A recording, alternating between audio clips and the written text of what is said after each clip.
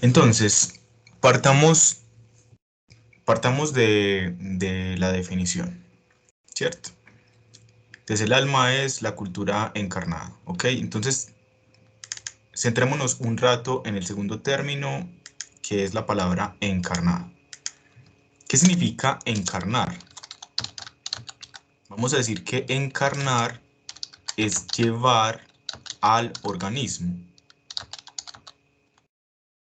llevar a la carne, ¿cierto? Pero si decimos a qué nos estamos refiriendo con carne, nos estamos refiriendo al organismo, ¿sí?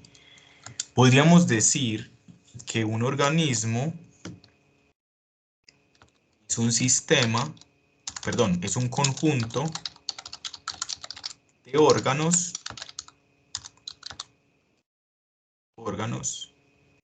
que conforma un sistema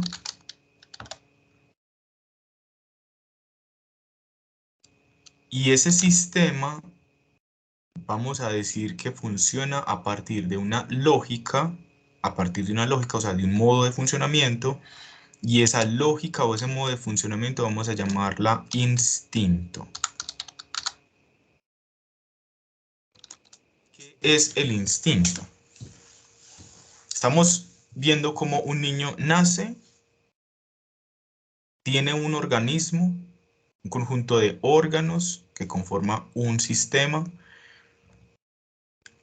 y ese sistema funciona a partir de una determinada lógica que vamos a llamar instinto. El instinto podríamos decir que es una regla biológica de carácter hereditario,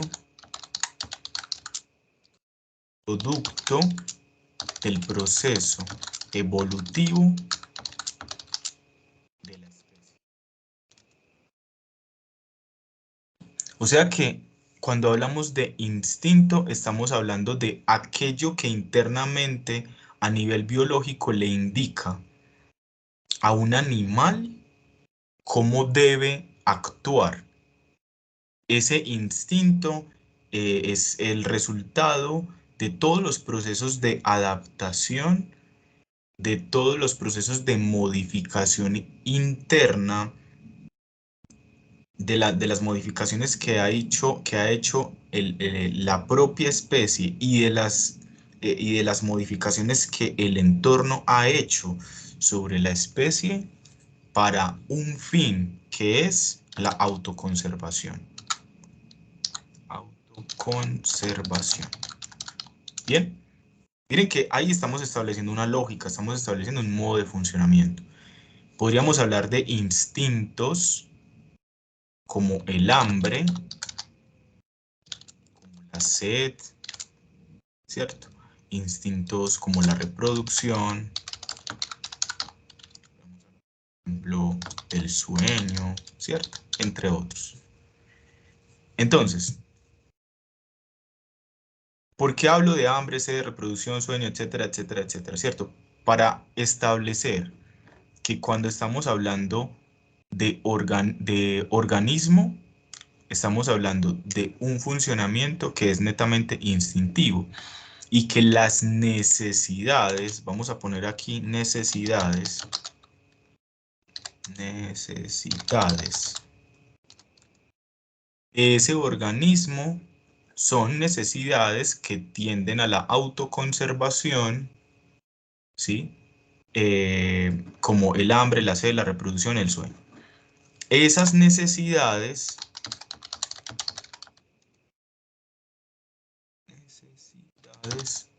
tienen una cualidad específica, de una cualidad particular, y es que se satisfacen con un objeto. ¿Cierto? Se satisfacen con un objeto, con una determinada acción. ¿Vale? Se concentran en la satisfacción del objeto. Entonces, objeto comida, objeto líquido, ¿cierto? El objeto y la acción, por ejemplo, de la reproducción para, digamos, la pues la multiplicación de la especie, etcétera, etcétera, para que se mantenga la especie, ¿vale? El caso es que cuando se encarna la cultura, lo que vamos a ver es que hay una modificación de esa lógica que hemos llamado instintiva, ¿ok? Y en esa medida, cuando, cuando la cultura ingresa en ese organismo instintivo, finalmente lo que va a hacer es alterar el funcionamiento de esas necesidades como el hambre, la sed, la reproducción, el sueño, etcétera, etcétera, etcétera, ¿cierto? Y entonces lo que va a ocurrir es que ya no vamos a hablar de un organismo, sino de un cuerpo. Y es un cuerpo que vamos a ponerle un apellido a eso, habitado por la palabra, o sea, un cuerpo habitado por la cultura. Todavía no hemos definido qué es la cultura, pero es un cuerpo habitado por la palabra. Digámoslo de esta manera, cuando el niño empieza a tener contacto con la madre, con el padre, etcétera, etcétera, y se le empieza a enseñar el mundo cultural, ese funcionamiento instintivo se va trastocando, ¿sí? Se va modificando, es decir, el niño va perdiendo su animalidad, va perdiendo su carácter natural, va perdiendo su carácter instintivo y va a dejar de funcionar por la vía va a dejar de funcionar por esa vía netamente biológica. El cuerpo, habitado por la palabra, va a agregar ciertas lógicas, va a agregar ciertas reglas que ya no son únicamente de carácter biológico, sino que son esencialmente de carácter cultural, de carácter discursivo.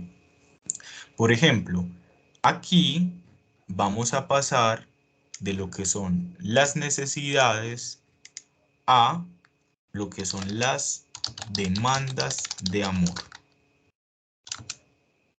¿Cómo así que demandas de amor? Pensemos únicamente, por ejemplo, en el hambre. Entonces, no basta al niño, al adolescente, al joven, no le basta a usted con que el otro le dé un plato de comida, sino que además usted espera que el otro le diga algo cuando le entrega la comida. ¿Sí? Es decir, a través de estas que antes eran necesidades, lo que se va a empezar a mostrar son unas determinadas demandas de amor. Demandas de amor de parte de un otro. ¿Sí? Es decir, lo que introduce la cultura finalmente tiene que ver con una lógica en la que el ser humano demanda algo a los demás, ¿sí? En la cultura lo que hay es finalmente un tejido de demandas, demandas en el sentido de una pregunta, en el sentido de una apetencia, de algo que se le pide, algo que se le exige al otro, deme algo, ¿ok? Y también instala, por ejemplo, la pregunta de ¿y usted qué es lo que quiere? ¿Cierto? Estos son problemas que no están insertados en el instinto, no están insertados en el funcionamiento de lo que denominaríamos un funcionamiento animal. Es decir, usted le da el plato de comida al perrito, se lo puede decir con mucho amor o se lo puede decir de una manera muy parca y el perrito no va a estar preguntándose internamente, ¿me ama o no me ama? ¿Cierto? Porque son preguntas que requieren de la encarnación de la cultura, requieren de la introducción de la palabra y en ese sentido de estar insertados en la realidad, ¿cierto? Entonces, a manera de conclusión sobre el concepto de lo encarnado, cuando la cultura se encarna, vamos a pasar de un organismo a un cuerpo. El organismo funciona exclusivamente por la vía de las necesidades, entendidas las necesidades como instintivas, y vamos a pasar al funcionamiento corporal, al que se le añaden y también transforman, al que se le añaden las reglas y las lógicas culturales. ¿Ok? Y esas necesidades ya no van a ser más necesidades, sino demandas. Demandas esencialmente de amor. Entienden el amor como una cosa muy amplia, ¿cierto? Pero aquí se instalan muchos problemas de la subjetividad, muchos problemas. Bien, entonces eso con relación al concepto de lo encarnado. Ahora vamos con el concepto de cultura. Yo les propongo, un poco pues en la línea del texto, que entendamos la palabra cultura como el conjunto de representaciones que se manifiestan a través de las instituciones sociales creadas por el lenguaje.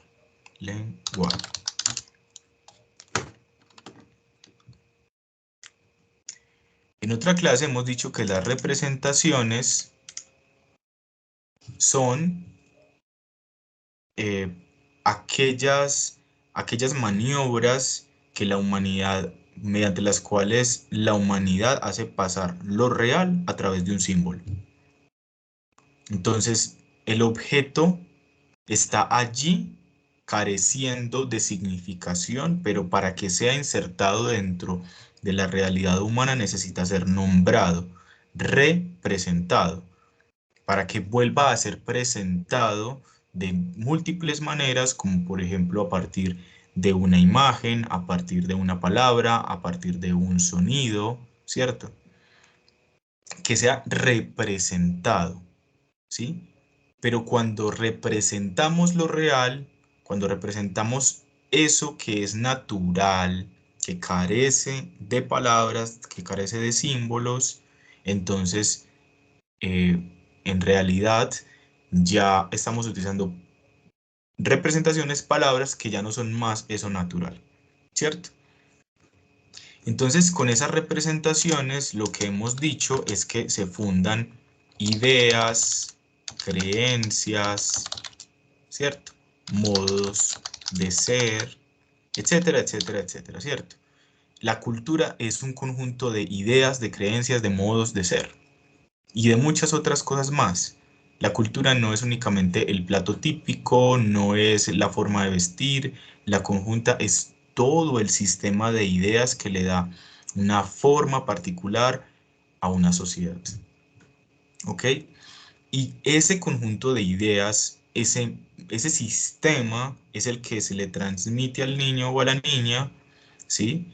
En la relación con los padres, en la relación con la familia, con todas las áreas en general, ¿cierto? De hecho, lo plantea aquí, que se manifiestan a través de las instituciones sociales. ¿Cuáles son entonces esas instituciones sociales? Fácil, entonces la familia, ¿cierto? Por ejemplo, la escuela, por ejemplo, la religión, por ejemplo, la universidad, ¿cierto? Por ejemplo, el trabajo, por ejemplo, el Estado, y así sucesivamente. ¿Cómo así que son instituciones sociales? Que cada una de ellas están instituidas para configurar para conformar una parte de todo el andamiaje de la sociedad, pero además de ser instituciones, cumplen una función de instituir, es decir, de establecer. Dicho de otra manera, es como si la familia, la escuela, la religión, la universidad, el trabajo, el Estado, etcétera, etcétera, fueran focos que irradian representaciones. O sea, la familia es un pequeño foco de producción de ideas, de creencias, de modos de ser, de valores, etcétera, etcétera, etcétera, ¿cierto? La escuela es otro foco que produce ideas, y entonces lo que hace el niño en el proceso de desarrollo es ir adhiriendo esas ideas y algo va haciendo con eso además. Pero lo cierto es que se va recubriendo de todo ese conjunto de representaciones para insertarse dentro de lo que denominamos el mundo humano, el mundo cultural, y eso tiene determinados efectos a nivel psicológico, ¿cierto? Por eso es que los autores y las autoras nos dicen que eso a lo que se denomina alma como cultura encarnada es un resultado. No es algo que esté dado desde el principio, es algo que se tiene que instalar. Es decir, el niño no nace con una psicología, nace, nace con una predisposición que le permite constituir eso a lo que vamos a denominar psicológico, eso a lo que vamos a denominar alma. Y es un proceso, ¿cierto? Es un proceso que los autores llaman estructuración, ¿ok? Entonces ahí tenemos las dos palabras, ¿sí? Ahí tenemos las dos palabras pues como que definen al alma. Miren que el alma aquí ya no es un hálito, ya no es un fuego, ya no es una sombra, ya no es una cosa metafísica. El alma finalmente es, lo vamos a ver con el próximo texto, el alma es el cuerpo y el cuerpo habitado por la palabra. Es decir, el alma es el cuerpo y el cuerpo es el alma. Dicho de otra manera, el alma es la estructura que resulta de la incorporación de la lógica cultural, de la lógica simbólica que le precede a cada sujeto, ¿sí? El alma es aquello que lo hace humano a nivel psicológico, lo que lo hace humano a ese ser humano, lo que le va a permitir finalmente instalar un modo de ser humano, ¿ok? Por eso es que todas las escuelas de la psicología, piensen en dinámica, humanista, cognitiva, todas ellas se encargan finalmente del modo en el que el ser humano capta la realidad.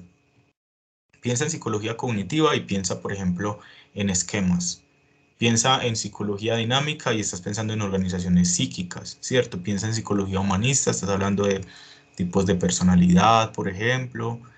En fin, ¿cómo captamos, cómo es el proceso de captar la realidad y cómo el proceso de captación de la realidad configura una determinada subjetividad sobre la cual se van a definir determinadas formas de pensamiento, determinadas formas de vivir las emociones, los afectos vinculados a esos pensamientos, ¿sí? Es decir, es lo que termina configurando la manera en cómo, de cómo somos, de cómo sentimos, de cómo nos relacionamos con la realidad a nivel general. Entonces, ahí hay una definición sobre el concepto de objeto de estudio.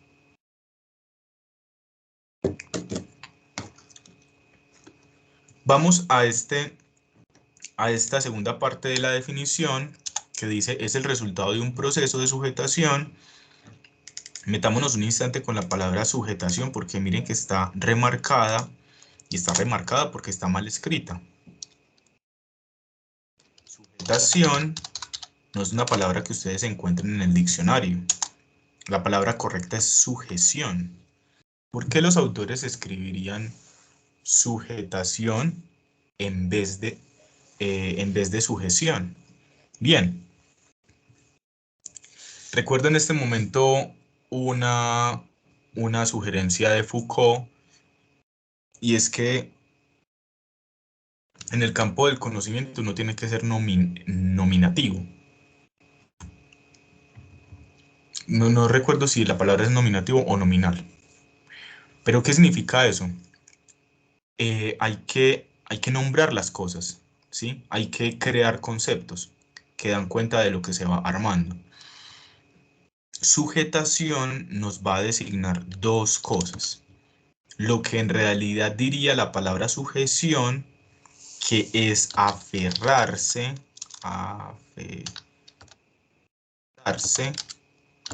¿A qué? ¿A qué se aferra el sujeto en ese proceso de sujetación? A la cultura. Lo segundo, además, que indica es que es un proceso de sujetación en la medida en que es un proceso que produce un sujeto. ¿Sí? Dicho de otra manera, cuando un niño nace, por lo menos desde esta perspectiva, no hay sujeto. Se produce un sujeto. Y por eso la importancia de desde donde ustedes van a definir la palabra sujeto. Una perspectiva racionalista, una perspectiva emocionalista, ¿cierto? Perdón, sentimentalista. Desde una perspectiva, por ejemplo, del sujeto dividido. Bueno, en fin. Entonces, es un proceso de sujetación del individuo a la cultura, ¿ok? Y quizá lo último que tendríamos que tener presente es que hay dos órdenes que se conjugan aquí, que son lo biológico humano, ya saben, toda esa herencia, todo ese funcionamiento instintivo, que luego se junta, se conjuga con las instituciones sociales, o sea, con la familia, en suma, es lo biológico más el lenguaje, y solamente cuando esas dos cosas se integran se puede producir un ser humano, ¿ok? A eso es finalmente lo que se le denomina proceso, pues, de estructuración, ¿vale? Entonces ahí tenemos, pues, la definición que nos ofrece el texto acerca de qué es la psicología, pues en términos de cuál es su objeto de estudio. Entonces volvamos sobre el texto para que trabajemos ya otros elementos. Dice, estamos en condiciones de hacer tal planteamiento si articulamos dos de las consideraciones previas. Una ya discutida es que el objeto o asunto del cual se ha ocupado la psicología es el alma, entendida a veces de manera reduccionista como aparato psíquico, mente, procesos psíquicos, y no solamente la conducta, como supone el conductismo, y la otra, recientemente mencionada, es la perspectiva evolucionista en la psicología. ¿Ok? Vamos a ir al segundo tema. El segundo tema es los ejes causales de lo psíquico. ¿Cómo así que ejes causales? Lo vamos a ver enseguida, pero en palabras sencillas es si lo que tenemos em, como objeto de estudio es el alma y hemos dicho que no se nace con eso, entonces la pregunta es, ¿y qué es lo que causa a eso que llamamos alma? Es decir, ¿cuáles son los ingredientes o cuáles son los elementos que están de base que producen eso que vamos a llamar alma, que vamos a llamar cultura encarnada? Dice, el objeto de la psicología, el alma, o sea, la psique, o como hemos propuesto definirlo, la cultura encarnada, no es una realidad que esté constituida de entrada, sino que se conforma a partir de todo un proceso que podemos llamar estructuración. En esta estructuración intervienen una serie de factores que además están siempre presentes en cada una de las producciones psíquicas. Por ejemplo, pensamientos, imágenes, representaciones, sensaciones, acciones, comportamientos, actitudes, entre otros.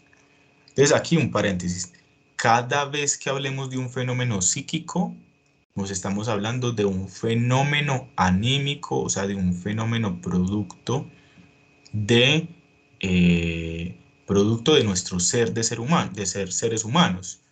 Por ejemplo, si ustedes hablan de la envidia, ¿sí? Eso es un fenómeno psíquico. Si ustedes hablan de la culpa, eso es un fenómeno psíquico. De la vergüenza, si ustedes hablan del amor, ¿cierto? Todas esas cosas que habitan la cotidianidad de un ser humano, su capacidad de elección, su libertad, su identidad, ¿cierto? Todas esas cosas que nos interrogan y que nos arman preguntas como, ¿qué hace que este sea como es? Que este ser humano sea como es. Ahí estamos hablando de un conjunto de fenómenos psíquicos. Los hemos denominado ejes causales de lo psíquico, puesto que intervienen en la constitución del alma humana Y en la etiología, cuando escuchemos la palabra etiología, nos estamos refiriendo a origen, etiología de todo fenómeno psíquico. O sea, estos ejes causales los vamos a estudiar para saber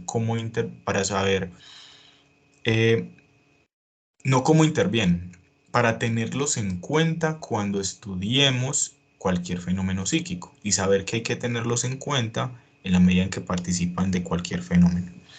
Esta perspectiva es transdisciplinar, es decir, no es específica de una escuela de psicología en particular, sino que es apropiada para cualquiera de ellos.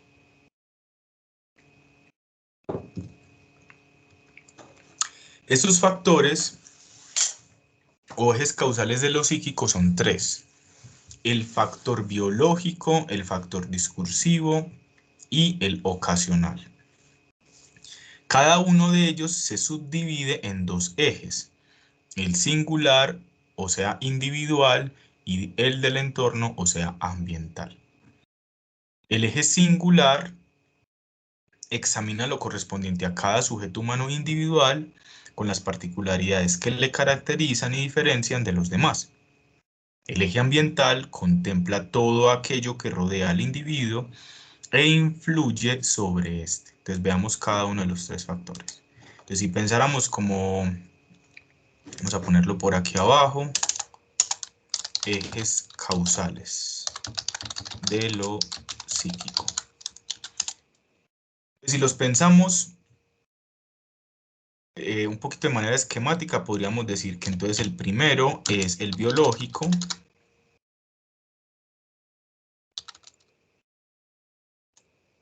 segundo sería el discursivo, el tercero sería el ocasional, pero resulta que cada uno de ellos se divide en lo singular y del entorno. Entonces, singular, el entorno, con lo cual no vamos a tener en realidad tres factores que causan cualquier fenómeno psíquico, sino que vamos a tener seis: tres que corresponden a lo singular y tres que corresponden al entorno. Entonces empecemos con el biológico. Dice, el factor biológico en su eje singular es lo constitucional, el organismo del individuo con sus particularidades fisiológicas, ya sean genéticas o sea cromosómicas, heredadas de los padres o adquiridas a lo largo de la vida. Entonces vamos a agregarlo ahí. Entonces es lo constitucional. Corresponde al eje singular.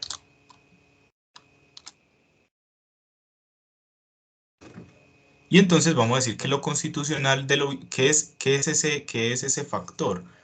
Es todo lo heredado a nivel interno, todo lo heredado en términos por ejemplo, de un ADN, ¿sí? Es todo lo heredado en términos de la especie Homo, ¿cierto? Es ese funcionamiento instintivo que ahora les mencionaba. En su eje ambiental es lo ecológico. Entonces vamos a agregarlo aquí. Lo ecológico.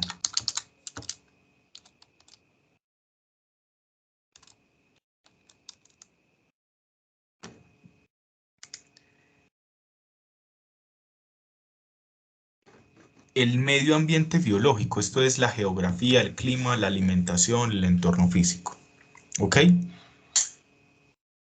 Las particularidades biológicas de cada ser humano, así como las condiciones ecológicas en las que se encuentra, determinan en gran medida su forma de ser y de expresarse. Miren, entonces lo que se nos está diciendo es, hay algo de orden constitucional, o sea, algo que traemos, y algo ecológico, o sea, el lugar geográficamente, climáticamente, en términos de la alimentación, del entorno, que influye sobre lo que va a ser lo anímico, ¿ok? Piensen, por ejemplo, en lo siguiente, y es que hay investigaciones que muestran que las personas que habitan en países que son muy fríos, son personas que tienden mucho más, por ejemplo, a la ideación o al suicidio, ¿cierto? O personas que nacen, crecen en lugares muy cálidos, son personas que suelen tener actitudes mucho más joviales, mucho más alegres, etcétera, etcétera. Pero que tiendan no quiere decir que sea una generalidad, pero muestra cómo el ambiente incide sobre la subjetividad, sobre la personalidad, ¿cierto? Como ustedes lo quieran denominar. Entonces, ahí tenemos nuestros dos primeros factores con relación a lo biológico, lo constitucional y lo ecológico. Vamos ahora a lo discursivo.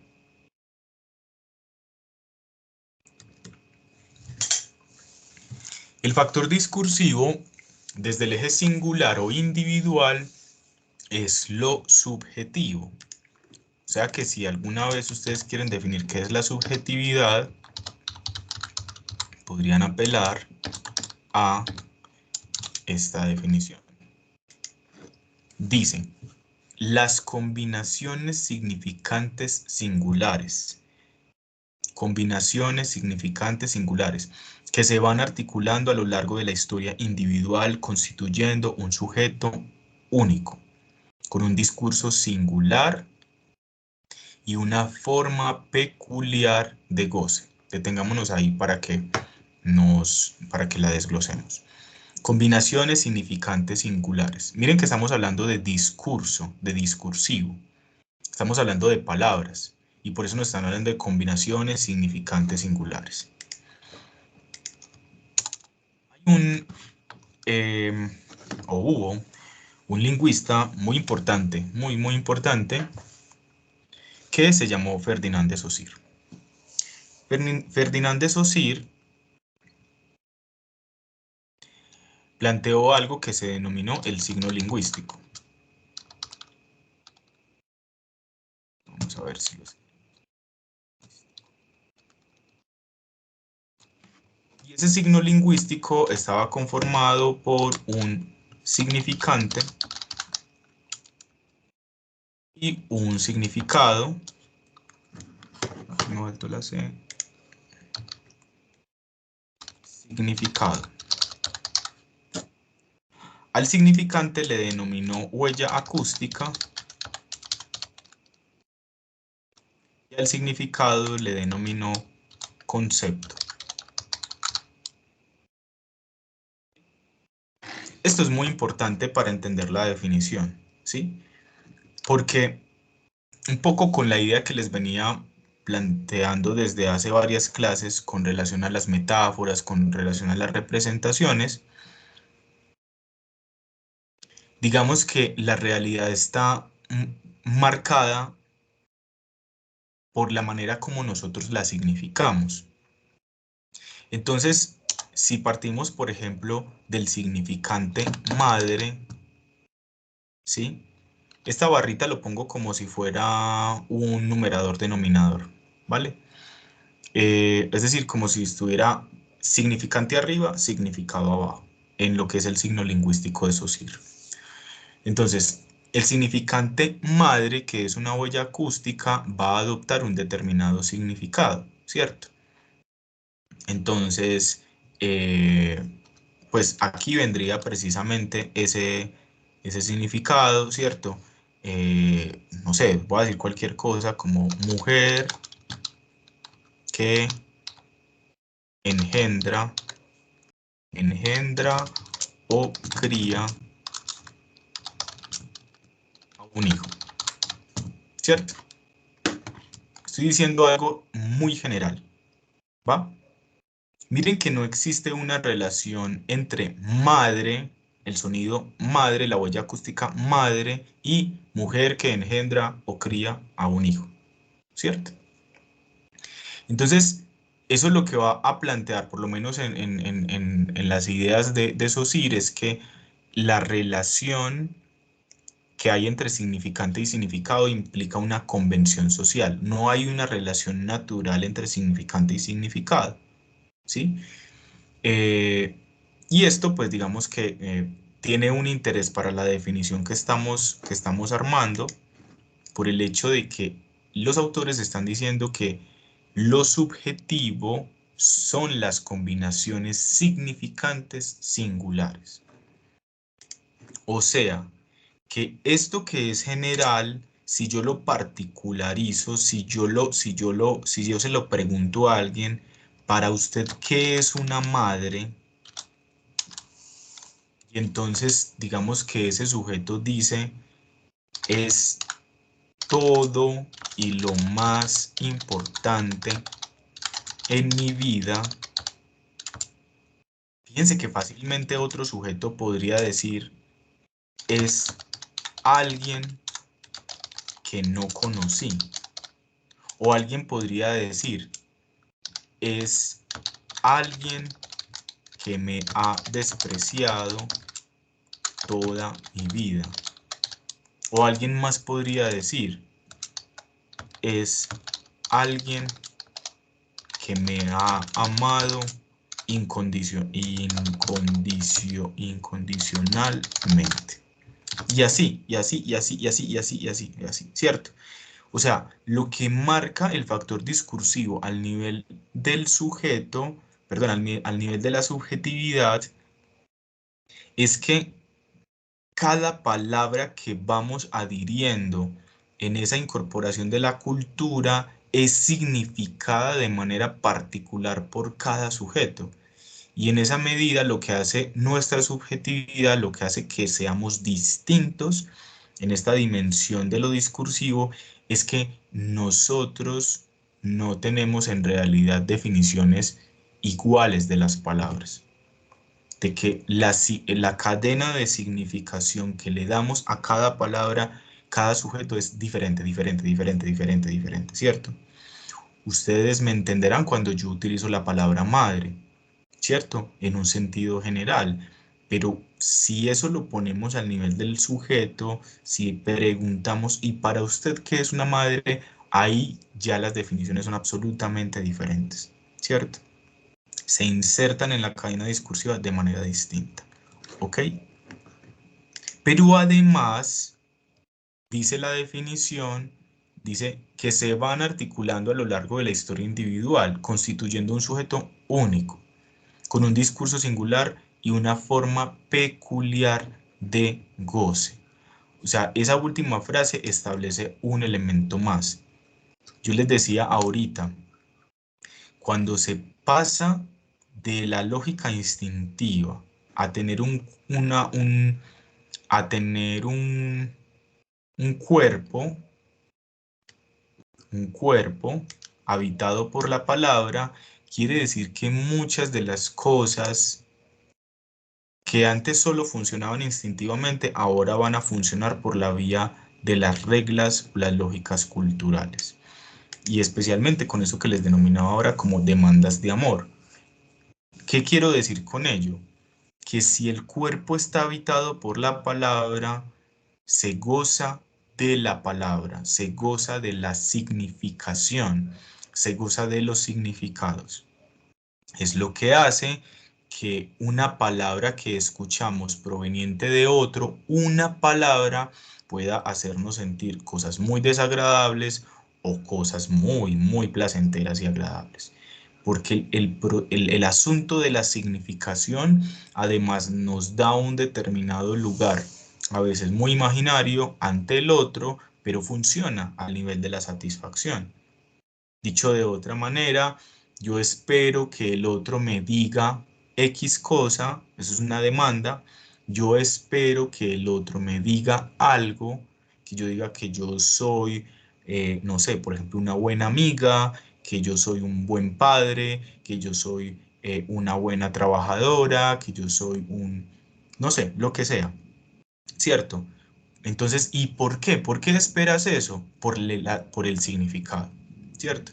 Porque para mí ser una buena amiga significa que yo, ¿cierto? Entonces, esto configura la subjetividad y es diferente, ¿sí? Y por eso tan importante que cuando nosotros nos estamos encargando de escuchar a otro, le preguntemos qué significan las cosas. ¿Y usted qué entiende por eso? Para usted, ¿qué significa eso? Esto lo hacen todas las escuelas de la psicología en la medida de lo que mencionaba ahora, y es, estudiamos cómo el sujeto capta la realidad, cómo la significa y cómo a partir de eso se produce una serie de procesos que pueden ser patógenos o que no son patógenos, que son adaptativos o que son maladaptativos, ¿sí? Que tienden a la frustración o que tienden a la satisfacción. Y así pues, digamos, que tienden a la autorrealización o que tienden, por ejemplo, a, no sé, a no hacer contacto, pues, digamos, con las necesidades, pues, lo que significa necesidades en psicología humanista.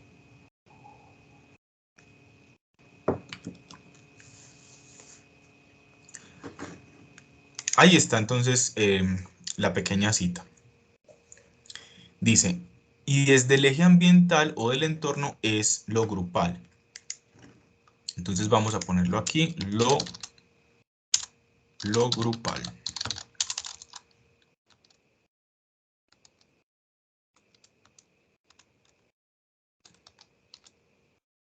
Ah, listo. Un resumen breve sobre los objetivos. O sea, ¿qué es la subjetividad? ¿Qué es lo subjetivo en términos del factor discursivo? Todo nuestro sistema de ideas, todo nuestro sistema significante, toda nuestra cadena de significantes, o sea, toda nuestra cadena de significantes que producen significación y que es propia en cada una, desde la cual vemos el mundo, lo sentimos, etcétera, etcétera. Dicen, ¿qué es lo grupal? O sea, lo discursivo desde el eje del entorno del ambiente. El entorno discursivo que rodea al sujeto. Discurso de la familia, el barrio, la ciudad, la comunidad, el país, la cultura, la civilización. Lo que se llama un discurso cultural transmitido mediante las instituciones y el lenguaje. Este factor discursivo en sus dos ejes, entonces ahí, ¿qué es lo ambiental? Todos los discursos, todas las ideas, pero que son externas al sujeto. O sea, que provienen de la familia, de la religión, de la sociedad, etcétera, etcétera. Y que es desde allí, desde donde tomamos cosas, luego para transformarlas y hacerlas nuestras, ¿cierto?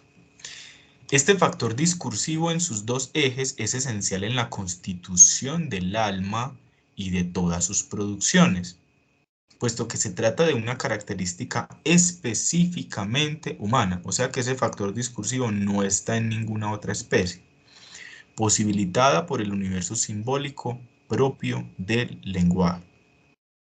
Recuerden que la palabra lenguaje aquí no significa comunicación.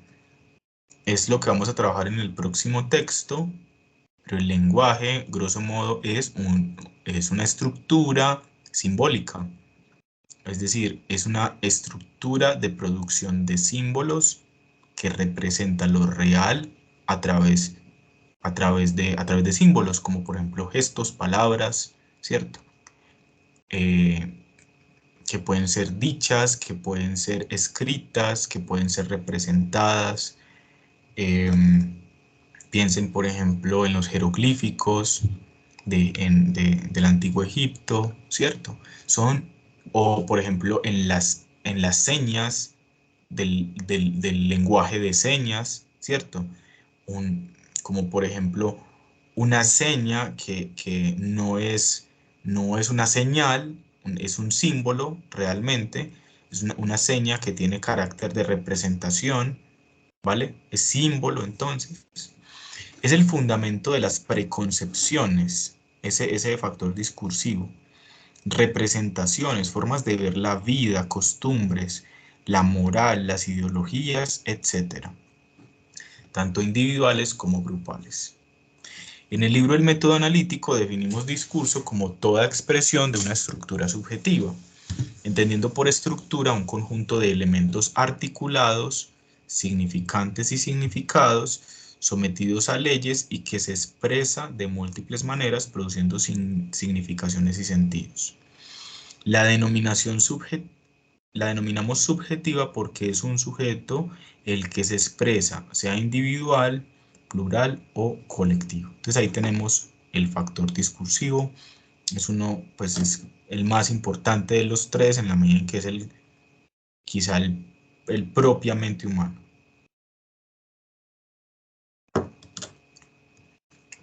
Vamos con el factor ocasional. Dice, desde el eje de lo singular es lo accidental. Vamos a ponerlo aquí. Lo accidental.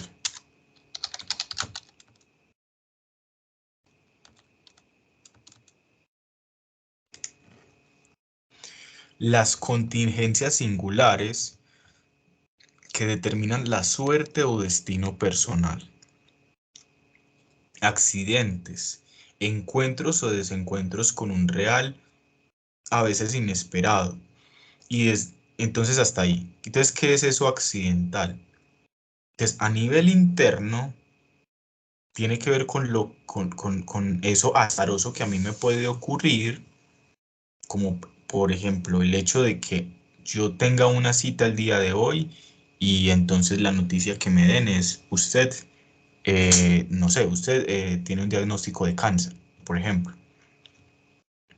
Es decir, no es algo que yo pueda controlar, es algo que tal vez mi modo de ser, mi comportamiento favoreció, pero que no está totalmente ligado a ello, sino que tiene que ver con algo que es accidental.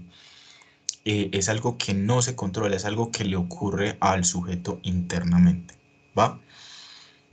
Y desde el entorno es lo circunstancial, vamos a ponerlo aquí, lo circunstancial,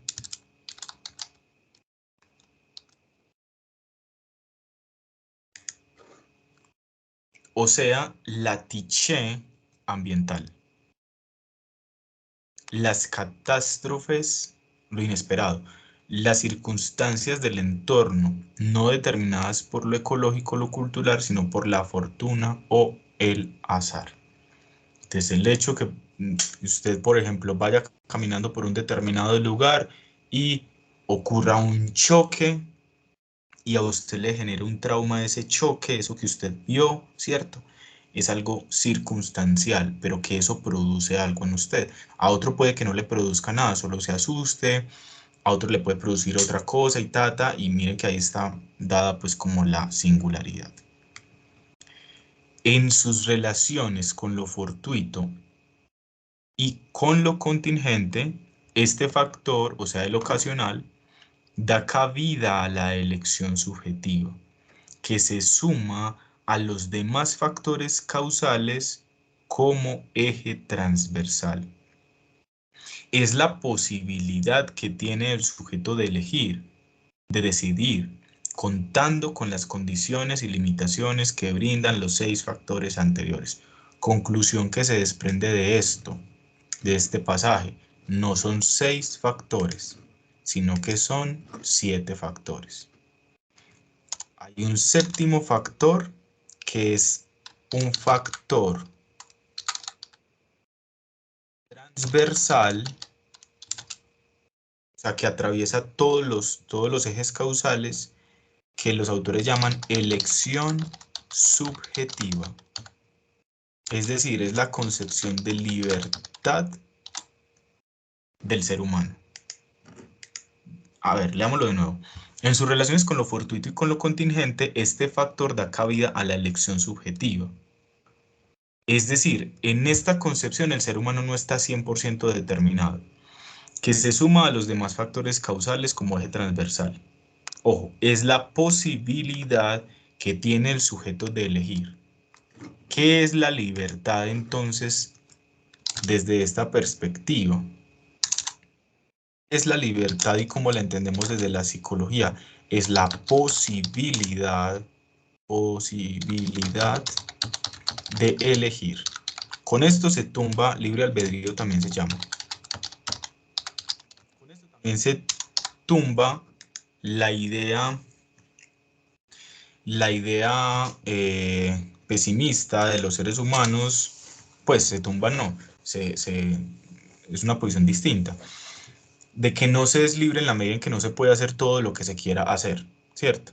Bueno, así no funciona la vida, así no funcionan los seres humanos. Los seres humanos están condicionados, y condicionados no significa determinados totalmente, condicionados por otros 6 factores, y esos seis factores se complementan con el hecho, por lo menos que desde esta perspectiva, el sujeto elige algo sobre ello, ¿cierto? Entonces no está determinado 100%, sino que hay un punto en el que el sujeto elige algo, por ejemplo, elige qué posición asumir respecto de dónde nació, de cuáles fueron los padres que le tocaron, de cuál es el contexto que está viviendo, de una situación que lo atraviesa, de algo sobre su propia personalidad. El sujeto elige. Y eso es la libertad en la psicología, la capacidad de elección, ¿cierto? Ese es el factor transversal y es lo que nos va a plantear que en realidad no son 6 factores, sino que son 7 factores los que intervienen en cualquier fenómeno psíquico y en general en la constitución del alma como cultura encarnada. Eso nos va a plantear problemas muy interesantes, como por ejemplo, desde las distintas escuelas de la psicología. Por ejemplo, eh, un poco retomando el tema de Butler, ¿el género se elige o es algo que está determinado? ¿Sí? ¿O es una combinación? ¿Cuál es la sugerencia que van a plantear los autores de este texto? Que cualquier fenómeno psíquico hay que abordarlo desde los 7 factores. O sea, que aunque hay fenómenos que son más biológicos que discursivos y ocasionales, o hay fenómenos que son más discursivos que biológicos y ocasionales, no quiere decir que estén exentos. O sea, esto lo que muestra es una visión muy amplia, muy abarcativa acerca de los fenómenos psíquicos. Porque quedarme con una explicación netamente biológica sería una posición reduccionista a nivel biologicista. Quedarme con una explicación solo discursiva de los fenómenos sería una reduccionismo discursivista, y lo mismo ocurriría con explicar todo a partir del azar y de las circunstancias, y que es porque el universo entonces se organiza de esa manera. Sería un reduccionismo ocasionalista, ¿vale? Esos son entonces los ejes causales de lo psíquico y nos sirven para tener una concepción a nivel general, digamos, de todos los ingredientes que intervienen en cualquier pregunta que nos hagamos sobre el ser humano. ¿Por qué ese paciente siente culpa? Pensemos en todos los factores.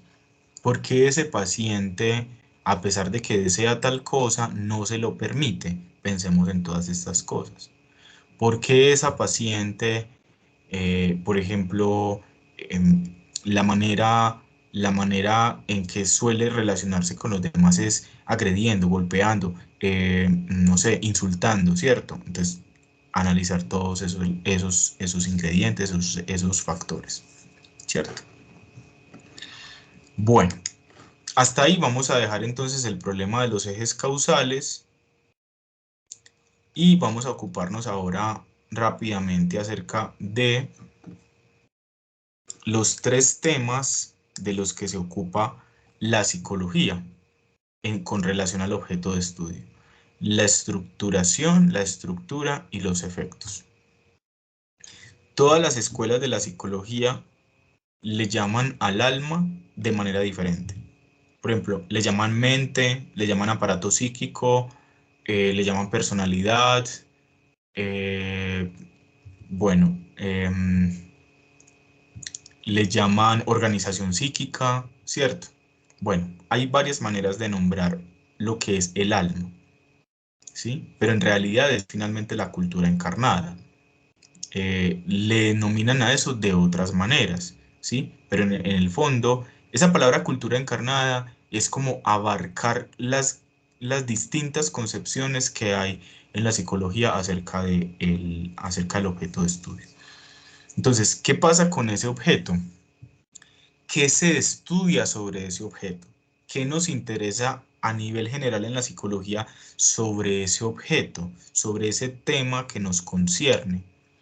Queremos saber cómo se constituye, o sea, queremos saber cómo se produce, queremos saber qué lo causa, qué causa al alma, qué la produce. Queremos saber cuál es ese resultado que se produce a nivel de la estructura, y queremos saber cuáles son los efectos que produce esa estructura, ¿cierto? Entonces son tres dimensiones que nos las vamos a encontrar en todas las escuelas de la psicología. Dice, teniendo en cuenta los ejes causales de lo psíquico, las escuelas de psicología han abordado la cultura encarnada a partir de tres grandes temas o categorías de estudio: la estructuración o proceso de sujetación del individuo a la cultura, la estructura resultante de ese proceso y los efectos o formas de expresión de una estructura. ¿Qué es la estructuración? La estructuración es el proceso mediante el cual la cría del hombre, dice aquí la nota al pie, usamos esta expresión para indicar que se trata de un momento inicial en el que el animal humano se encuentra con las disposiciones biológicas heredadas y comienza apenas un proceso de formación, de crianza, que lo conduce a ser parte de la comunidad humana propiamente dicha. La estructuración es el proceso mediante el cual la cría del hombre, de manera gradual, incorpora a través de su encuentro con otros seres humanos aptitudes, competencias, habilidades, usos, costumbres, formas de pensar, creencias, valores, ideologías. ¿Ok? Todo eso es lo que se va incorporando. Ahora miren esto, que le permiten ¿a quién? A esa cría del hombre, que le permiten no solo actuar de manera que los demás, o sea, las demás personas, puedan reconocerlo, puedan aprobarlo, aceptarlo e incluso sancionarlo, rechazarlo, censurarlo, sino también construir una estructura desde la cual representarse y representar al mundo. Entonces estamos viendo dos funciones del proceso de estructuración. Si un niño no incorpora la cultura, queda siendo un animalito. Y si es un animalito, no va a pasar estas cosas. No lo van a reconocer como ser humano, lo van a alienar, lo van a separar, ¿cierto? Eh, no se va a reconocer él mismo como humano, no va a poder reconocer a los otros, ¿cierto? Entonces, en primer lugar, función que tiene el proceso de estructuración: que el otro lo pueda reconocer, que lo pueda insertar dentro de la sociedad e ingrese dentro del acuerdo de la sociedad. Por ejemplo, que puedan sancionarlo, que puedan aceptarlo, que puedan censurarlo, que puedan rechazarlo, etcétera, etcétera, ¿cierto? Si el niño queda por fuera de la cultura, es que no es posible eso, ¿cierto? No hay, no se produce, no se produce esa inserción que dé lugar a ello, ¿cierto? Pero además, en segundo lugar, el niño, si no incorpora esas aptitudes, esas competencias, esas habilidades, es decir, si no incorpora la lógica humana, pues no se va a poder representar humanamente. O sea, no se va a poder decir a sí mismo, yo soy un ser humano, ¿sí? Es decir, no va a emerger, por ejemplo, la conciencia. Y en segundo lugar, no va a poder representar al mundo. O sea, no va a poder constituir un sistema de ideas sobre los otros. O sea, no va a poder insertarse dentro de la sociedad. En este proceso, el sujeto se hace miembro de una comunidad. Esto es, ingresa a la cultura bajo la forma particular de la familia y de la sociedad en la que vive. Por eso también podemos llamar a este proceso, al proceso de estructuración, socialización, o sea, hacer a un niño social, que se pueda vincular con otros, que funciona de la manera de la sociedad. Segundo, culturización, o sea, hacer a un niño miembro de la cultura. Tercero, formación, o sea, en el sentido de darle una forma humana, o humanización. Lo hemos llamado estructuración para enfatizar que en este proceso se va consolidando una estructura a partir de la articulación de diferentes aspectos. O sea, es como si estuvieras construyendo un edificio, ¿sí? El proceso de construcción le vamos a llamar estructuración, ¿sí? Pero allí se van articulando varios materiales, llamémoslo así: lo biológico, lo discursivo, lo circunstancial, ¿va? Luego, en el texto lo que se va a explicar es cómo cada escuela de la psicología aborda el proceso de estructuración. No me voy a detener en eso, ¿sí? Porque ya será como un trabajo de las siguientes materias. Ya ustedes han ido abordando eso en otros momentos para las otras actividades del curso, pero este, digamos que ya la pregunta sobre el proceso de estructuración sería en cada una de las escuelas. Muy bien, ¿cómo la psicología dinámica establece o estudia que un niño se hace ser humano? ¿Cómo la psicología cognitiva estudia que un niño se hace ser humano? ¿Cómo la psicología humanista estudia que un niño se hace ser humano? O sea, ¿cuál es la teoría evolutiva que tiene cada una de las corrientes? Y aquí sí nos encontramos con una dimensión muy diferente. En cada una de las corrientes hay lecturas muy distintas, pero muy distintas, porque el énfasis está puesto sobre cosas muy distintas. Psicología cognitiva está puesto el énfasis impresionantemente en los procesos psicológicos, en cómo se aprende racionalmente o irracionalmente la realidad.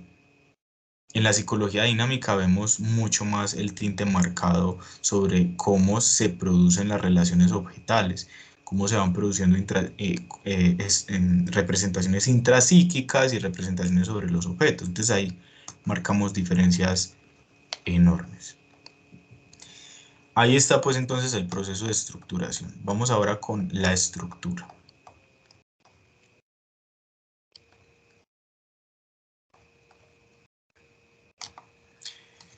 Dice, la estructura es la organización. ¿Qué significa organización?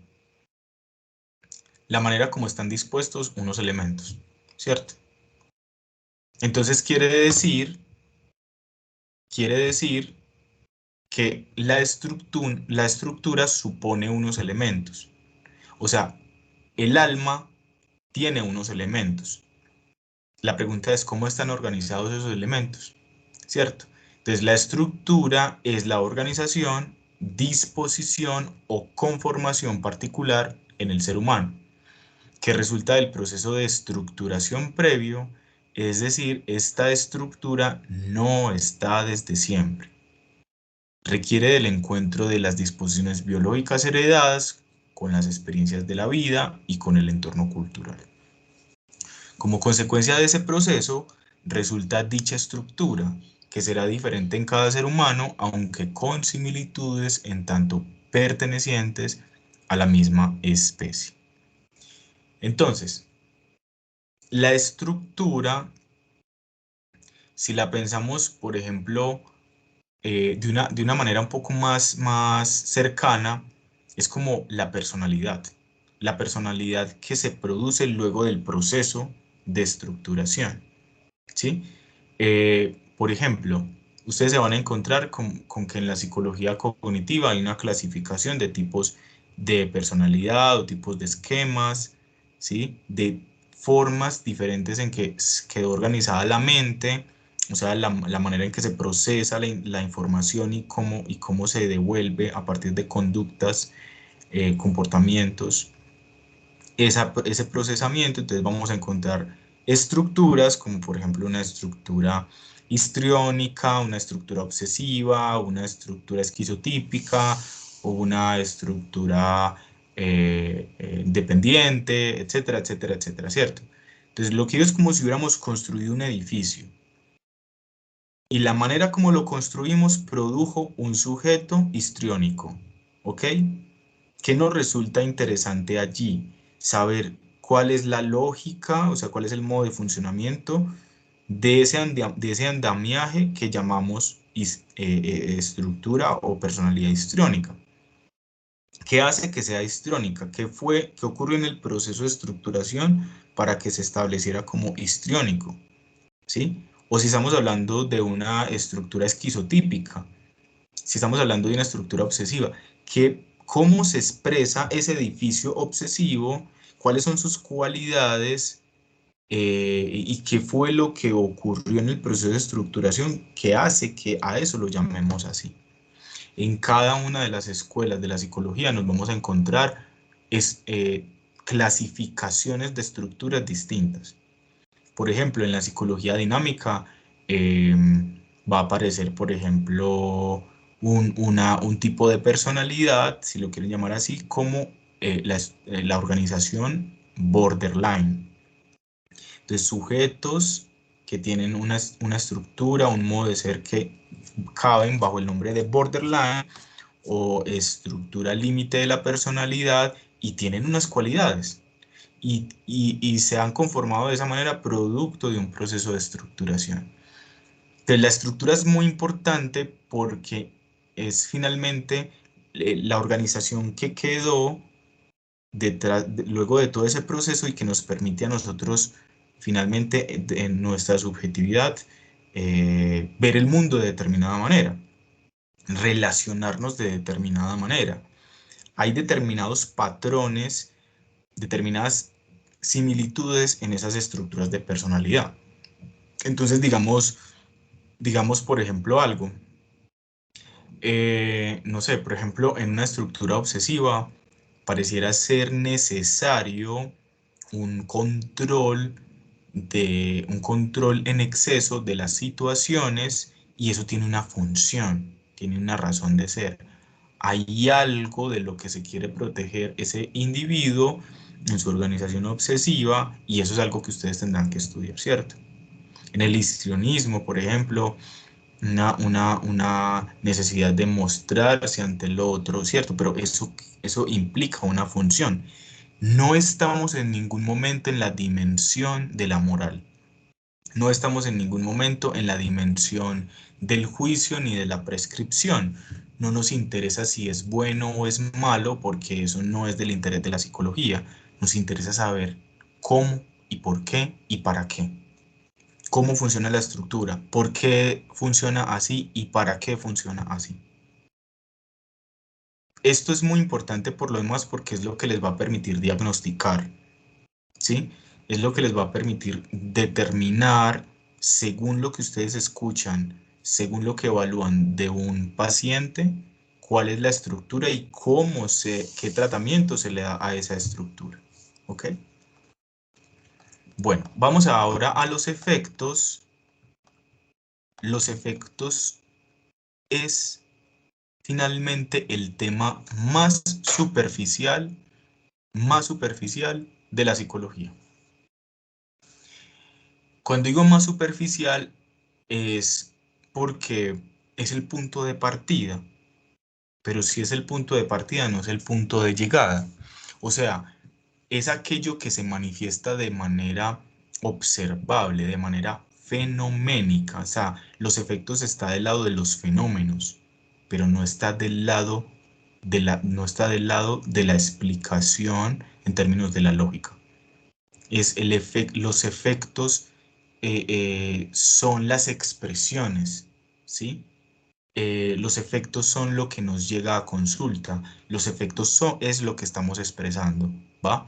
Pero no es la explicación y es la razón por la cual no nos podemos confundir con el brillo de los efectos y con el escándalo además. Los efectos son todas aquellas acciones y reacciones que se presentan a consecuencia de la forma particular como la estructura funciona y que inciden a su vez en el funcionamiento de esta en un proceso de retroalimentación. En este nivel tenemos la conducta, el comportamiento y todas sus expresiones psicopatológicas o no. Si bien hemos entendido este proceso como resultado o expresión de la estructura psíquica, esta última está influida a su vez por agentes externos, ecológicos, culturales y circunstanciales, y por estímulos internos, físicos, biológicos, psíquicos, así como por factores ocasionales y contingentes. Desde esta forma de considerar las operaciones de la estructura psíquica, los efectos son también aspectos que realimentan e influyen en dicha estructura en un proceso en el que los diversos elementos interactúan entre sí. O sea, los efectos son las manifestaciones propias y resultado de la estructura que se conformó. O sea, digamos que vos construiste un edificio, pero no construiste muy bien determinados cimientos. Y eso hace que en determinadas situaciones el edificio, eh, digamos que tambalee, ¿cierto? Y de hecho tenga determinado riesgo de venirse abajo, ¿cierto? Entonces, esa manifestación, ese riesgo, esa expresión ante determinadas circunstancias, es efecto de cómo se construyó y de la estructura resultante, ¿sí? Pensémoslo a nivel propiamente psicológico. Piensa en un niño que en el cole lo que hace es golpear a los otros, molestarlos, etcétera, etcétera, ¿cierto? Ahí hay un efecto. Al niño le dicen agresivo, ¿cierto? Lo que está haciendo es agredir a los otros, ¿ok? Pero he insistido en que ese no es el problema. El problema no es el acto, ¿sí? El problema es lo que origina ese acto. Y en ese sentido, por eso es tan importante tener en cuenta esto. Demanda de amor. ¿Cuál es la demanda que el niño está lanzándole al otro por la vía del golpe, por la vía de la agresión? Es decir, ¿qué es lo que qué es lo que el niño está reemplazando con el golpe y con la agresión? Si estamos, por ejemplo, en el plano de los síntomas, de cualquier síntoma, piensa en cualquier síntoma, el síntoma es un efecto. El síntoma no es la causa. El síntoma es un efecto. El chico o la chica consume sustancias de manera problemática. Ese no es el problema. Ese es el efecto del problema. ¿Ok? Y por eso nos confundimos si creemos que entonces eso es precisamente lo que hay que eliminar, lo que hay que modificar, etcétera, etcétera. Hay que preguntarnos por la estructura y por el proceso de estructuración. ¿Ok?